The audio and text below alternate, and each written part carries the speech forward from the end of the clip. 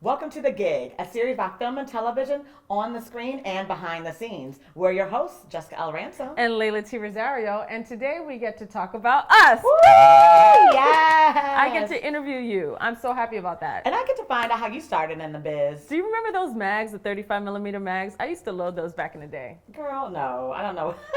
Okay, never mind. I'm clearly showing my age. Anyway, there was not a direct path in how we have gotten to where we are. So we're going to get into your story. Tell me, how did you break into the business? Well, I've always been writing and telling stories. And when I was little, I used to walk around with a box over my head saying I want to be in TV when I was little. And then from there, like, I just did the basic path of becoming like a PA on various reality shows. And then while, I don't know if you know, and if you guys know about being a PA, BPA is like $200 a day. So it's like no money. So to make money, I used to edit on the side for various LGBT websites. And so that being a queer woman of color, that was also like fun content I got to cover and produce and write and direct. Okay, so let me ask you this. Because you've been able to do all these roles and you've been in the game doing this for a long time, what is some advice that you can give to anyone who's looking to break into the business? I think the biggest thing right now is everyone when they get in the business, they think you can just walk up to Spike Lee and be like, here's my script. Or they can meet Shonda on the street and be like, let me live pitch you an idea without any development, without any kind of like pitch deck and what have you. And the first thing foremost, you need an agent. You can't just walk up to Spike Lee and give him your script. Sorry, that does not happen in the business. But the biggest thing people don't get is the industry is still very white. It's still very racist. I have dealt with a ton of racism and sexism on set. And the biggest thing I've learned is you have to have your tribe. That's like the first thing. Number one, have your tribe of people. That means, folks, when you need jobs, you can call them. That means people, if it's just like, hey, I want to get some food, I'm really hungry, they can help you out when you're in between jobs and you can't afford it. So I suggest, number one, have your tribe. Number two, the biggest thing I would say after that is always be networking. Even though I have a full-time job now, I'm a senior producer at a major production company, I still network. I go to every networking meeting, from my black film group to my queer groups, what have you. I stay networking because you never know when you might need some help. And number three is the biggest thing I also would say is stay learning. Take classes. Learn the latest technology. Do what you have to do to become a force into this industry. Yes. And always stay learning. And those are the big three steps I would say for new filmmakers. That's powerful. Agreed. So let me ask you this. Let's talk a little bit about education. So talk to me about where you went to school and why do you think education is important? I would just say I am the kind of the last of the Mohicans. I did what most people probably shouldn't do. I went to college for 2 years at Michigan State, and I dropped out, went to film school, and then started my way as a PA.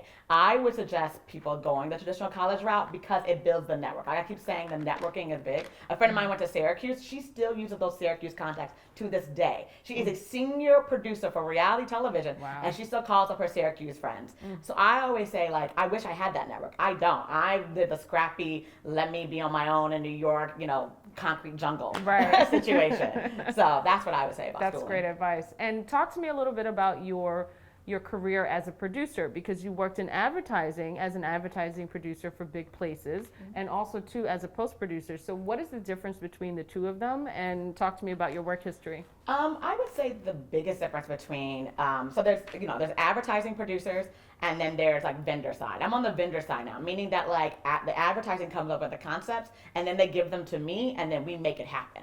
So in the beginning, yes, I did do some ad side at JWT, which is now called Wonderman. Wonderman Thompson, I believe. Yeah, they're Wonderman Thompson. Yeah. So I was there for 2 years, and then I just went into reality television after that. I've always been more about like I want to make it. I want to be in the field and the grit. So I did 6 years stint in reality television.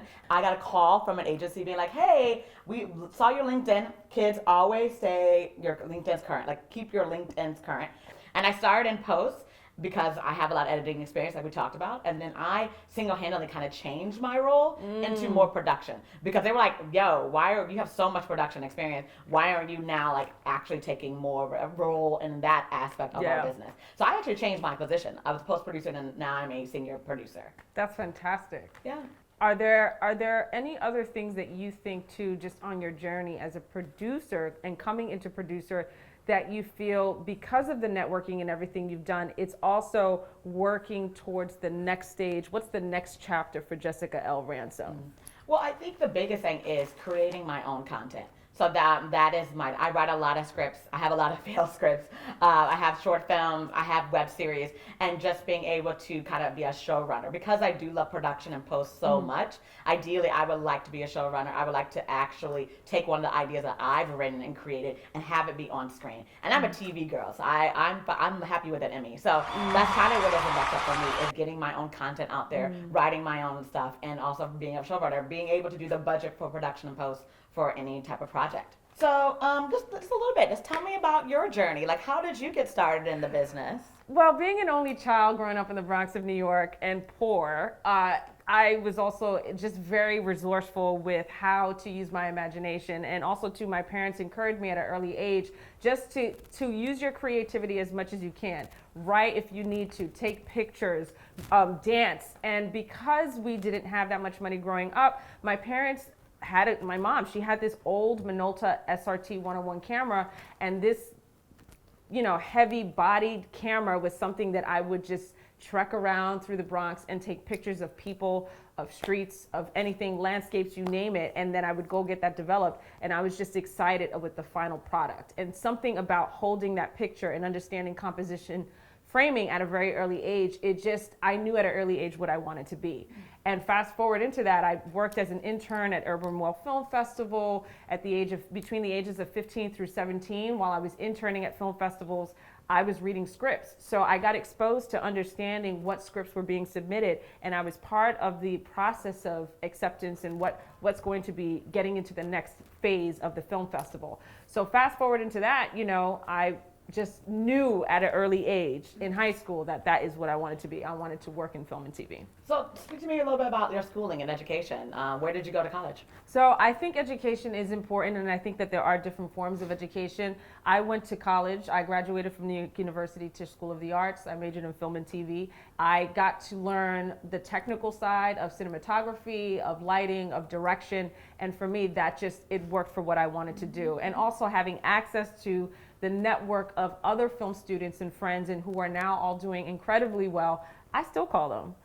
That's amazing. So how did you do, basically, I know you're directing now. So explain that transition from you were ad producer, right? Mm-hmm. And now you're directing. How did that come about? So the way I transitioned, being in the advertising industry, working as a producer, I saw throughout my years as an ad producer for so long, just constant treatments and creative boards and what was getting approved by the client. And what's important for me to just flag right now is that because we were bidding so many male directors, I saw a lack of female representation in the bidding process, which is a very important process before you actually kick off a production. And seeing these creative treatments lack a female voice and also just misrepresent certain things that I think that needed to come from a female perspective, I raised my hand. I just said, you know what? I'm going to pursue directing. In addition, while I was working a full-time ad producer, I'm also going to start shooting short form content, documentaries, branded content. Now I direct and also DP commercial content. With that, I've learned, because of my producing skills and because what I saw getting approved by clients and also by the agency, there needed to be a different push and a different effort to also get more diversity into the directing game. And because I have the hiring power and also to the opportunity as a producer to come in and voice, whether it's me directing or not, I want to recommend someone else who's a female director. So can you name some of your clients? Yeah, absolutely. So some of the clients that I've worked with: Yankees, Park MGM, Smirnoff, Macy's. Oh, Macy's. Right. Macy's. Yeah. Hennessy. So yeah, those are some to name a few. Cool. Yeah. All right. And lastly, what advice would you give to young budding filmmakers? So for young budding filmmakers, I would say this: continue to create. No matter what age you are at, you can never just take away from the ability to create. And find the tribe that Jessica is talking about. Find those friends who are as passionate as you are, as tenacious, and just form a team where everyone is also doing what they want to do in those roles, and just make it happen. In addition to that, I recommend going to film festivals. I recommend joining Facebook groups, going on job pages such as Mandy.com, also to, what's the other one? It's Staff Me Up, Yep. staffmeup.com, and just get out there. Be vocal, be tenacious, continue to create, and also to know about the technology, because technology nowadays, it is playing such a huge and important role with filmmaking. And you need to understand VR, vertical framing, experiential, and that also makes you a greater producer and filmmaker. Like I said, also remember, keep your LinkedIn pages up. Employers actually do look at them. Yes. So definitely do that. Well, you know what? I think that's the end of our show. Yeah. I can't wait to welcome Elizabeth Jackson, a senior art director. She's coming on next after the break. Welcome, Elizabeth. Woo!